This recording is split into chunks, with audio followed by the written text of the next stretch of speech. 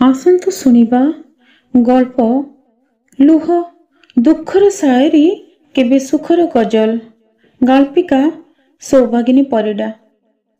ସେଦିନ ଆମ ଦୁଇ ଜଣଙ୍କ ବ୍ୟତୀତ ଆଉ କେହି ସେଠାରେ ଉପସ୍ଥିତ ନଥିଲେ। ହଁ ଥିଲେ ନା, ଥିଲା ଗୋଟେ ନିରୁଦ୍ବିଗ୍ନ ସମୟର ଉପସ୍ଥିତି। ଆମ ଦୁହିଁଙ୍କ ଛାତିର ହୃସ୍ପନ୍ଦନର ଦ୍ରୁତ ଶବ୍ଦ ଓ ଛୁଇଁ ହେଉନଥିବା ବିପୁଳ ପରିମାଣର ପ୍ରଗାଢ଼ ଅନ୍ଧକାର। ଆଉ ଥିଲା ଦୀର୍ଘ ଦିନରୁ ଆଲୋକ ଜଳୁନଥିବା ଗୋଟିଏ ଦୀର୍ଘ ବୟସ୍କ ଓ ମୌନ ବତୀଖୁଣ୍ଟ, ଆମ ଦୁଇ ଜଣଙ୍କ ସମ୍ପର୍କର ମୂକ ସାକ୍ଷୀ। ମୁଁ ସେହି ମୁହୂର୍ତ୍ତରେ ଅତିକ୍ରମ କରିସାରିଥିଲି ଯାବତୀୟ ଜାଗତିକ ଅବବୋଧକୁ ଓ ଚାହୁଁଥିଲି ବର୍ତ୍ତମାନର ସେହି ସୁଖଦ ମୁହୂର୍ତ୍ତର ଅନୁଭବକୁ ଢୋକି ନେବା ପାଇଁ ମୋ ଛାତି ଭିତରକୁ।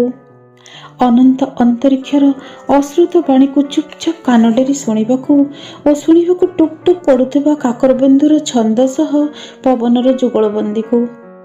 ସେତେବେଳେ ମୁଁ ଆଉ ମୁଁ ହୋଇ ରହିନଥିଲି ଓ ସେ ଆଉ ସେ ହୋଇ ରହିନଥିଲା। କିଛି ମୁହୂର୍ତ୍ତ ପରେ ମୋ ନିଶ୍ୱାସରେ ତା ଦେହ ତମାଳବନର ବାସ୍ନା ହୋଇ ଚହଟିଲା। ଆମେ ଦୁହେଁ ହରାଇ ବସିଲୁ ଆମର ଅସ୍ତିତ୍ୱ। ସେ ଲୁହ ଝରାଇ କହିଥିଲା, ଦୀର୍ଘ ଜୀବନ କାଳ ମଧ୍ୟରେ ଆମର ଥରେ ମାତ୍ର କେଉଁଠି ନା କେଉଁଠି ଦେଖା ହେବ, ପୃଥିବୀର ଯେକୌଣସି ଅକ୍ଷାଂଶ ଦ୍ରାଘିମାରେ। ତାପରେ ସେ ସମ୍ପର୍କକୁ ସେଇଠି ଛାଡ଼ି ଚାଲି ଆସିଥିଲୁ ଆମେ ଦୁହେଁ। ଅତ୍ରି ମହାନ୍ତି ଆଜି ଅନେକ ବର୍ଷ ପରେ। ଯେତେବେଳେ ମିଛିମିଛିକା ବରବୋହୂ ଖେଳ ଖେଳି ମୁଁ କ୍ଳାନ୍ତ, ଯେତେବେଳେ ସଫଳ ମଣିଷର ମୁଖା ତଳେ ମୋ ଅସଫଳ ଜୀବନକୁ ଗୋପନ ରଖିବାକୁ ଯାଇ ମୁଁ ବିପର୍ଯ୍ୟସ୍ତ, କିନ୍ତୁ ଅତ୍ରିର ଶେଷ ସାକ୍ଷାତର କେଇ ବିନ୍ଦୁ ବିଚ୍ଛେଦର ଲୁହକୁ ମୁଁ ସେ ପର୍ଯ୍ୟନ୍ତ ମୋ ଛାତିରେ ଶୁଖିବାକୁ ଦେଇନଥିଲି। ସେଥିପାଇଁ ଏ ଦୀର୍ଘ ବର୍ଷ ମଧ୍ୟରେ ଅନେକ ଥର ତାକୁ ଭେଟିଛି ଅଶରୀରୀରେ।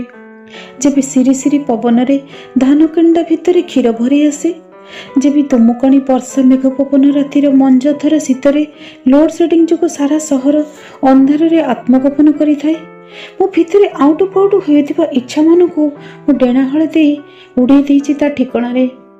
ବାଟପଣତା ପାଦର ନୂପୁର ନିଖୁଣରେ ଆନମନା ହେଉଥିବା ମୋ ସହସ୍ର କାମନାର ଚିତ୍ରିତ ପ୍ରଜାପତିମାନଙ୍କୁ ମୁଁ ମୋ ଛାତି ଭିତର ବଖରାର ଦରଜା ଖୋଲି ଦେଇଛି। ତାର ଅନେକ ସ୍ମୃତି ମୋ ଡାଏରୀର ପୃଷ୍ଠାରେ ଶବ୍ଦ ହୋଇ ଅଣନିଶ୍ୱାସୀ। ତାର ଅନେକ ପ୍ରତିଶ୍ରୁତି ଏବେ ବି ମୋ ଛାତି ଭିତରେ ଜୀବନ୍ତ।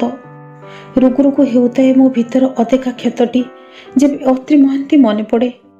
ଆଜି ତା ସହ ଦେଖା ହେଲା ଭାରତର ଗୋଟିଏ ପ୍ରସିଦ୍ଧ ଡାକ୍ତରଖାନାରେ। ଉଭୟ ଯେତେବେଳେ ସମପଥର ଯାତ୍ରୀ, ସେତେବେଳେ ମୁଁ ମୋର କ୍ଳାନ୍ତ ପକ୍ଷ ମେଲି ଦେଇଥିଲି ଆକାଶକୁ ଉଡ଼ିଯିବା ପାଇଁ। ସେ ଅୟୁତ ପ୍ରାର୍ଥନାର ଫଳଶ୍ରୁତି ଧରି ରଖିଥିଲା ତାର ନୁଆଣିଆ ଆଖିପତା ତଳେ।